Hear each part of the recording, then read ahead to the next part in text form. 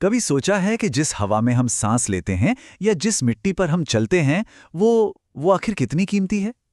तो आज हम कक्षा 6 के विज्ञान के अध्याय 11 प्रकृति की अमूल्य संपदा में बस यही जानने वाले हैं। चलिए मिलकर प्रकृति के इन अनमोल तोहफों के बारे में सीखते हैं और ये भी समझते हैं कि ये हमारे लिए इतने जरूरी क्यों हैं।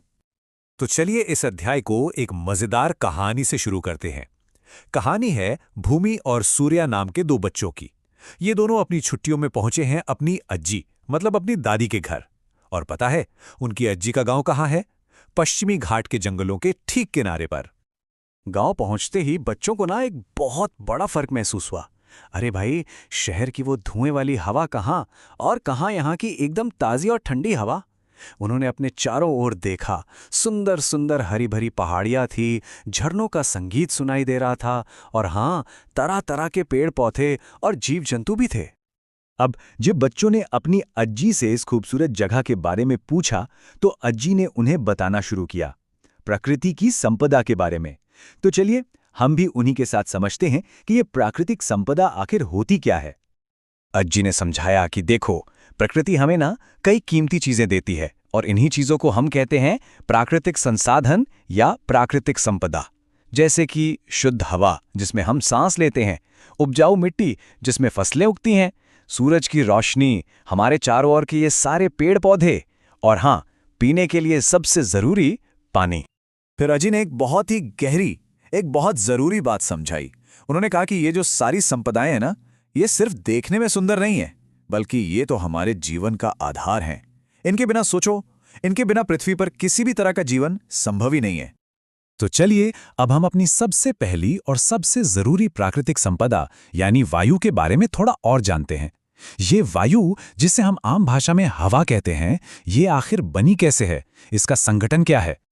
हवा हमारे चारों तरफ हर समय हर पल मौजूद है।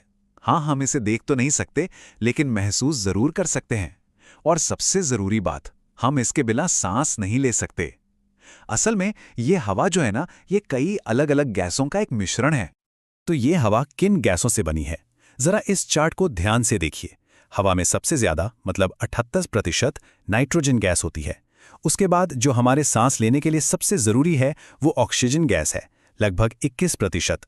और जो बाकी का सिर्फ 1% बचा, उसमें कार्बन डाइऑक्साइड, आर्गन और दूसरी कई गैसें शामिल होती हैं। अच्छा, तो जिस तरह हवा सांस लेने के लिए जरूरी है ठीक वैसे ही एक और प्राकृतिक संसाधन है जिसके बिना हमें खाना नहीं मिल सकता, और वो है मृदा यानी कि मिट्टी। चलिए अब इसके बारे में जानते हैं। मृदा यानी मिट्टी हमारे लिए बहुत बहुत ज्यादा कीमती है। अरे किसान इसी मिट्टी में तो हल चलाकर अनाज और सब्जियां उगाते हैं जो हमारे भोजन का मुख्य आधार है। सीधी सी बात है, अगर उपजाऊ मिट्टी नहीं होगी तो खेती भी संभव नहीं होगी। तो कुल मिलाकर मृदा का महत्व क्या है? देखिए, सबसे पहले तो ये पेड़ पौधों को उगने के लिए एक आधार देती है, उनको पोषण देती है। दूसरी बात, इन्हीं पौधों से हमें भोजन मिलता है। और तीसरी बात, मिट्टी सिर्फ पौधों के लिए ही नहीं, बल्कि केंचुए, चींटियों जैसे अनगिनत छोटे छोटे जीव जंतुओं का घर भी तो है। अच्छा, हमने हवा के बारे में तो जान लिया, पर क्या हम हवा की ताकत को देख सकते हैं? चलिए एक बहुत ही मजेदार एक्टिविटी करके देखते हैं। हम एक फिरकी बनाएंगे और हवा के एक और गुण को समझेंगे। तैयार है? तो सबसे पहले एक वर्गाकार मतलब कि एक स्क्वायर शेप का कागज लीजिए। अब जैसा इस चित्र में दिख रहा है बिल्कुल वैसे ही कैंची से इसके चारों कोनों को केंद्र की तरफ आधा काटना है। पर हाँ, एक बात का ध्यान रखना, ये कट केंद्र पर आकर मिलने नहीं चाहिए। ठीक है, अब अगला स्टेप, एक कोना छोड़कर उसके अगले वाले कोने को उठाइए और उसे मोड़कर कागज के सेंटर पर ले आइए। बस इसी तरह एक एक कोना छोड़ते जाइए और बाकी कोनों को भी केंद्र पर लाकर जमा कर दीजिए। बहुत अच्छे। जब सारे कोने केंद्र पर आ जाएं, तो उनके ठीक ऊपर से एक आल पिन या कोई पिन लगाकर उसे एक पतली सी डंडी पर लगा दीजिए।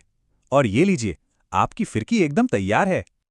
अब असली मजा, अपनी फिरकी को लेकर दौड़िए या फिर उस पर जोर से फूंक मारिए। क्या हुआ? अरे वाह, फिरकी तो घूमने लगी। पर ऐसा हुआ क्यों? वो इसलिए क्योंकि जब हवा चलती है मतलब गति करती है तो उसे पवन कहते हैं, और यही पवन आपकी फिरकी को घुमा रही है। इससे हमें क्या पता चलता है? यही कि चलती हुई हवा में ऊर्जा होती है। बहुत बढ़िया। तो हमने प्रकृति की इन कीमती संपदाओं के बारे में काफी कुछ सीख लिया है।